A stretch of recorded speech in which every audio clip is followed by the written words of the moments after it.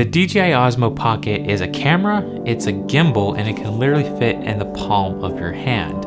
I've been using mine for the past 2 weeks and enjoyed using it, so I thought I'd share why I like it so much and maybe why you should pick one up as well.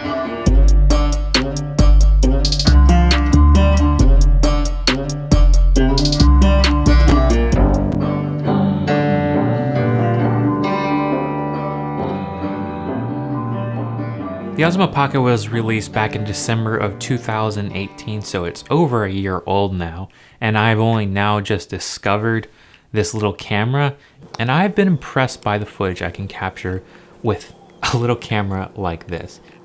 The Osmo Pocket can record up to 4K 60 frames per second, and it can actually record up to 100 megabits per second.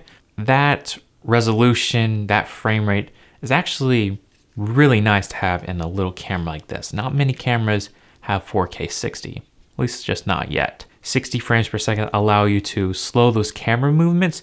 Because this thing is so small, it's kind of hard to get it perfectly smooth even though it's stabilized. So where you want ultra silky, buttery smooth B-roll, shoot in 60 frames per second, do a slow movement, and man, you got some crispy, smooth footage. The camera features a 1/2 inch sensor with a 26mm equivalent f2 lens, which gives you about an 80-degree field of view. Now that field of view, I think is actually just about right. When you're filming objects, it doesn't feel too wide where everything feels distant. It's not too close where it makes it feel unpractical. I think they nailed that 26mm focal length. Now, a lot of people on YouTube, they might argue with me saying it's not wide enough. Especially for those vloggers out there that really want to get the wide angle. The great thing is a lot of companies are making accessories like lenses that literally increase the field of view. So like this Freewell filter, you get a wider angle of view, more of your environment. So if you like that, this is a great little accessory that's not too expensive either. And honestly, I would much rather have a little lens you can attach. Now you have two different focal lengths. So rather than keeping one wide angle, you have a little bit more versatility with two different focal lengths. The camera they use on the Osmo Pocket is like one of their drone cameras, so it's going to feel very much like a drone footage. That was why I was a bit hesitant to buy this. I didn't really consider it at first because I'm not a fan of that over-sharpened look. Then something happened. DJI has been doing a lot of different updates with this camera. They released Descent-alike, which removes a lot of that over-sharpness look, and it gives you a little bit flatter profile to manipulate the colors just a little bit in post. The other thing is a lot of third-party companies started releasing different accessories for this little camera. You can buy filters, you can buy lenses to put on your gimbal to get more versatility out of it. One of the things I like about these filters from Freewell is the fact they are both ND and polarizers. It's going to cut down on reflections, so if you're filming water or the sky, it's going to make those colors more vibrant. So the fact that you can shoot in a flat profile, you can get filters to improve the image quality of your footage, I felt like that was just enough to get me over the edge to have a good enough quality for this thing. And I've been impressed by the footage I can capture with a little camera like this. It literally fits in your pocket. You can take it literally anywhere you go. And I say I have been taking it everywhere I go. I don't know about you, but I've always wanted to have a little camera I could just take with me and know I can get good footage as I go. You can whip this out, open it up, turn it on, 5 seconds later you can start recording. It's automatically stabilized with the gimbal. As long as you know how to intentionally move the camera to get smooth movement, you got yourself great footage. It's kind of foolproof. Probably one of the biggest issues I've had with this camera is the fact that this camera gimbal often needs to be calibrated. I think this is mainly a problem when I start using filters and lenses.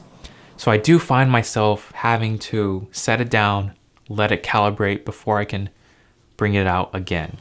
Along the body of the Osmo Pocket is very simple design, very minimalistic. You have a little tiny touchscreen on the back here, which is just big enough to do some controls.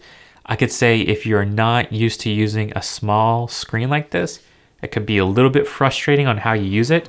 So sometimes you have to be a little bit more careful of how you use it. But overall, it's pretty intuitive. You swipe left to go to playback, swipe down, you go to your settings, adjust, calibrate, format. Swipe to the right, you can choose your different resolutions and recording modes, as well as photo, time-lapse, hyperlapse. And then you can swipe up, you have recenter as well as your different tracking modes, the speed of which the gimbal moves.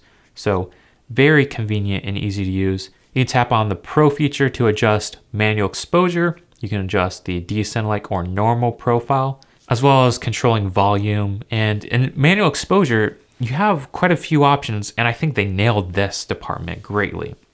You can choose auto exposure and then have exposure compensation. So if you want to just not worry about exposure, but you don't want to blow out your highlights or you don't want to get the shadows crushed, you can choose that. You can go plus 0.7 exposure, 0.1 stop, or under 1 stop. That's great. Honestly, that makes this little thing even more convenient. You can literally just record and know your exposure is not going to be too wild. However, if you really want to get every little bit of quality out, you can go into manual, you can lock your shutter, you can lock your ISO, or you can go back to auto ISO if you want to do that. So really, absolutely everything you need is right there. It's fantastic.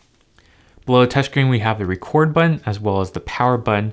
So once we power it on, it's going to automatically calibrate, get ready, and 5 seconds later, you're ready to record.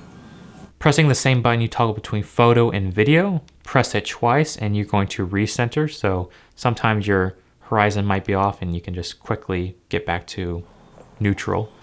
Press it 3 times and it'll go to flip for some vlogging action. And right on the side, we have a micro SD card slot. It can take up to 256 gigabytes, but I actually found that 64 gigabytes is ample room.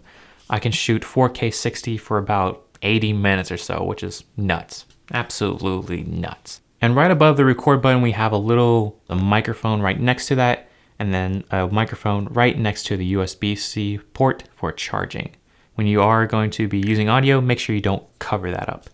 Now, a lot of people have complained about the audio quality. I've heard mixed reviews. Some people say it's great. Some people say it's trash. I'm gonna say it's great. It's absolutely usable in any situation. You know, if you're vlogging and you don't want to set up a microphone, this will get the job done and it sounds pretty decent. Here's how it sounds. This is by far the easiest camera I've used. So take that for what it's worth. To me, it sounds absolutely usable, sounds pretty decent, I would say. They have those accessories so you can plug in a microphone if you want to do so. However, for me, I don't really want any more accessories than I need to. I like this compact, small design. I don't want to also bring a microphone. I just literally want this little thing. And the microphone, the audio quality is perfect for that. So as you can tell from this video, I'm a fan of the Osmo Pocket. There's a lot of things to like about it. I do hope to see DJI making more improvements on the Osmo Pocket. And if they ever decide to do an Osmo Pocket 2, I'd be really intrigued if they made one with the Mavic Pro 2 camera, which has a 1-inch sensor, has 10-bit video, so it's everything that you like about the Osmo Pocket, which is beefed up image quality. You'll get just a little bit more out of it. I would love to see a little tiny joystick here, a little flat little round joystick, which can control the pans and tilts. That would be awesome to see. Of course, that version might be a little bit wider, a little bit taller maybe, but I could probably accept it if I'm gonna get much improved video quality. But yeah, a great camera. You can pack it anywhere you go. It's really hard not to recommend this. So there you go. If you have any questions regarding the Osmo Pocket, let me know in the comments, and I'll catch you guys next time.